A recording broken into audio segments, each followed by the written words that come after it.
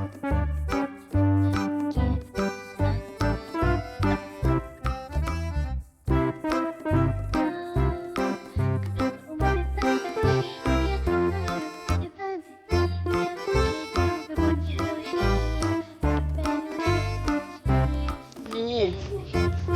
หอดตอนทับพร้อมเลยห้าก็จืดแล้วกินน้ำอยู่ไหนพี่นะนี่นะมาแต่ซ่อมคน เสียแม่นบ่ซื้อกาเสียแต่ แม่ เลยเจ้าซื้อหยังก็ กาเซีย เลยเจ้าขนาด แน่ง คนใดเวลา เอาคนเอาขวดเลยเอาขวดเลย คนใด เงินข้างๆเงินเลยในสิ่งนี่ อ๋อในจริง อืม ในเซ็งมาแต่ใส่งงหมด ในจริง อ๋อคนที่เอาพวกปีไก่นี่บ่ ๆนี่นะ เลยเรา หลวงตาดูนี่หลวงตาน้องอย่าก็เจอถึงนั่น ครูบาไปอาบน้ำหุ่งบ่ ภาษายาที่อันหนูไร สาวมาลากับสาว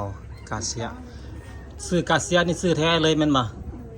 ซื้อเล่นกับซื้อกาเซียไอ้ห่าก็ฮู้ว่าเจ้าซื้อกาเซียเพราะว่าไอ้เห็นใน Facebook เป็นเพื่อนใน Facebook ไอ้ก็เลยไปอ่านเบิ่งเอาน้องคนนี้ซื้อกาเซียไอ้ว่ะไอ้ไปอ่านใน Facebook ภาษามงกันน่ะเครื่องบินมาแล้วเห็นดิน้องๆเพิ่นย่างมาเล่นน้ำกินแม่น้ำมาลาห้องบ่เพลงเขาท้องเสียบไม้ห้อง กินแม่น้ำมานะบ้าหัวมวนนะกินน้ำเย็น กินแม่น้ำมันน่ะจะไปมาเงินอะไรเพิ่นแล้วบ่ได้กินฮอดน้ำเพราะว่ากินแม่ ๆน้องไม้ไปใส่ก่อนจะวันนะ ปิดเน็ตแล้วมูมาลาไปใส่ ปิดเน็ต น้องไม้ปิดเน็ต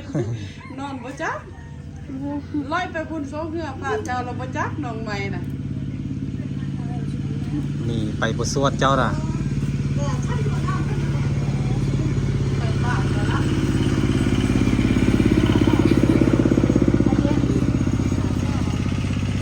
รู้ไหม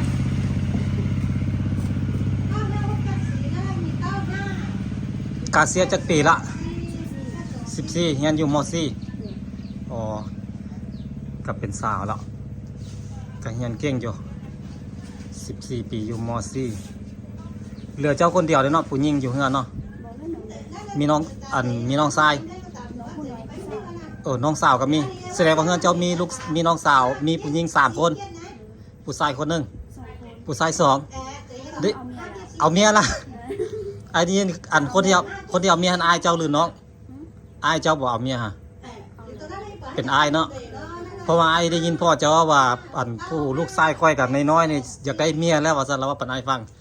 เราแต่ไล่ละถามว่าจักปีไล่ถามถามพ่อเจ้านะเราบอกว่าอายุห่างกันน้อยๆนี่นะว่าซั่นห่างกันใหญ่เป็นบ้าวปีนี้แล้วว่าสิเอาเมียแล้วว่าซั่นเอาผู้สาวมาหาผู้สาวมาลิ้นน้ำอยู่เฮือนเลยเนาะตอนนั้นน่ะเอาแล้วเนาะ เอาแล้วอะไรสร้างหัวตี เอาได้2 ปีแล้วเต้โอ้โหแม่นเอาพร้อมเอื้อยเรือหลังเอื้อยเอาหลังเอื้อยเนาะเอื้อยจะออกก่อนเนาะ แล้วก็ เอื้อยจะออกก่อนแล้วก็ต่อมาก็น้องชายเจ้ากับเมียเอาไทยสิได้เอาไทยบ้านได้เมียเราอะ มันเกงเลย ไทยบ้านห้วยแกง บอกนี่อะไรใส่หน้าอะไร โอ้บ้านแกงนี้บ้านแกงอยู่ไสยานี้เป็นสาวไสยาเอามาอยู่เฮือนนั่นบ่เดี๋ยวนี้ฮะเอื้อยพายเจ้าอ่ะเนาะอยู่เฮือนเอาเมียไว้พุ่นเนาะพ่อเจ้าก็บ่จะให้เอาหั่นล่ะเนาะเรายังน้อยพุ่นเนาะ เขาก็มาเอาแต่ว่า แต่ว่าเด็กน้อยเขามากัน ไปตลอดเราบ่มาเฮือนเลย เออ เพราะว่าเอามาแล้ว ไปตลอดบ่มาเฮือนเลยน้อยหนึงแล้วเอาผู้สาวมาเฮือนก็จำเป็นต้องให้เอาแล้วเนาะเพราะว่าเป็นฮิตคองเนาะบ่อยากให้เอาก็ต้องได้เอาแล้วเพราะว่าเป็นฮิตคองแล้วเด้อายของเราเนี่ยอายุประมาณจักปีอายุจะ16เนาะ ปี15เด้ปีนี้17แล้วปีนี้ แต่เอาตั้งแต่15 16ปีนี้ได้สอบเอา2 ปีแล้วเด้ปีนี้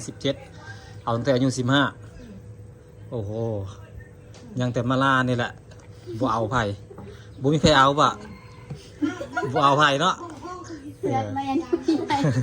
บุ้ยไผเอา บ่เอาไผ่บ่ บ่มีคนไม่เอา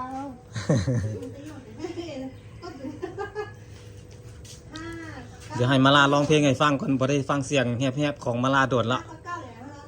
มาลาตัวตึงมักห้องเพลง ในเหนือว่ามันนั่นมาลานี่ยัดบวิทย์ปีนี้นี่บ่กินเจียงปีนี้ก็น่าจะบ่รอดละมาลานี่ เยอะเขา18คือแมว หมายตาไว้แล้วบ่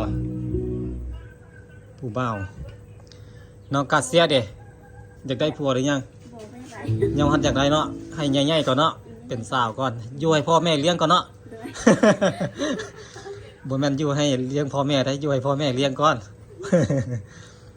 แล้วจะเหงาคุยได้ลมได้แต่ว่าใจเย็นๆเป็นผู้ใหญ่หลายๆก้อนจะเหงายังน้อยโพด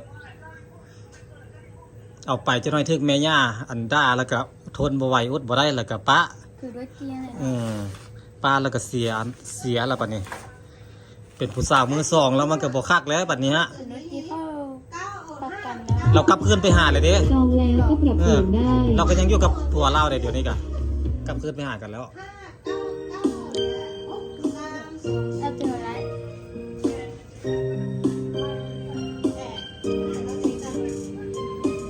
เดี๋ยวมาลาร้องเพลงให้ฟัง รถเกียร์เอาของรถยินดอกมาให้อยู่เรียนอยู่ที่นั่นให้แต่เรื่องให้เลยช่วงสมัยที่น้องผมมอมรอติดต่อเลยนะให้หอมรอหอมรอหอมรอติดต่อเลยไม่ใช่ว่า น้องกาเซียงามเนาะน้องกาเซียเนาะ งามถือว่างามแล้วเจ้าหันเขาเจ้าเป็นผู้ใหญ่หลายๆขึ้นกว่านี้แห่งสีงามกว่านี้อันนี้ยังน้อยอยู่ โอ้สร้างมาสองคนนี้เนาะ สวดไปกินเบียร์ทำเลยฮะ เที่ยวไปกินเบียร์ โอ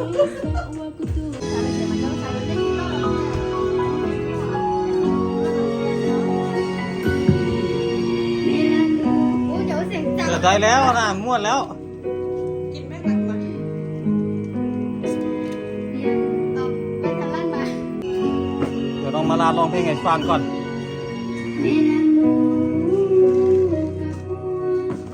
นี่โอ้โหตบมือ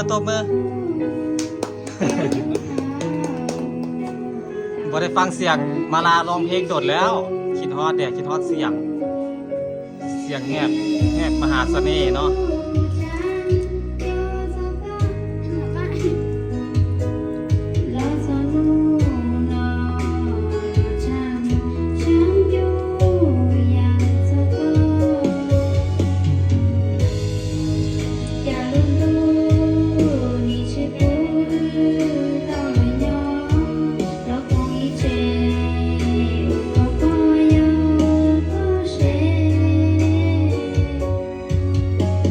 เ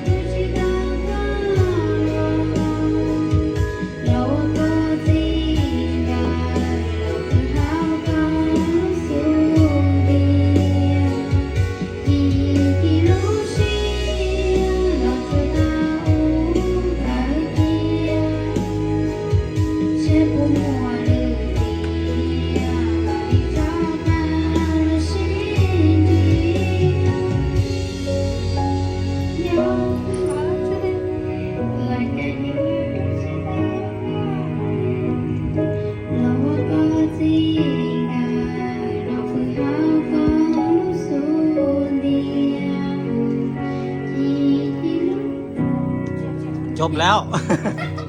ค่อยๆอีก โอ้โหม่วนเพราะมาก เอาให้หมู่ได้หมู่อายหั่นน่ะกินเลยบ่ต้องอาย เราอยากไปเล่นน้ำที่เฮาแต่ว่าน่าจะไปบ่ได้เพราะว่าพ่อแม่กับเจ้าน่าจะบ่ให้ไปเนาะเวลาแบบว่าพวกอ้ายไปเล่นไปเที่ยวไกลๆนะไปแบบหลายๆคนคือเจ้าเห็นที่เจ้ามาคอมเมนต์คลิปอ้ายน่ะพวกอ้ายก็ไปกับเขาน้องแสงน้องวันไทยบ้านอันไทยอันไสยะเขาก็ไปเล่นน้ำกันตลอด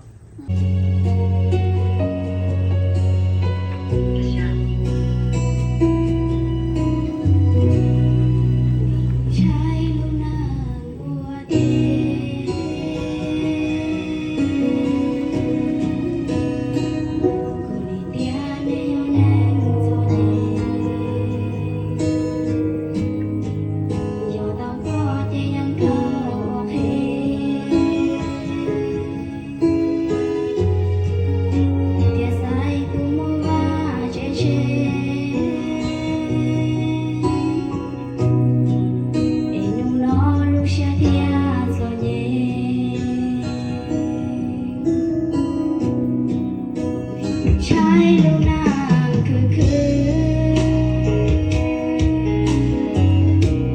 เมียที่ดูเชียร์เนี่ยก็บอกตื่นเราชอบตัวจะก็ความหวนดื้อเอาเดียก็ต้องเชียร์ตัวยืน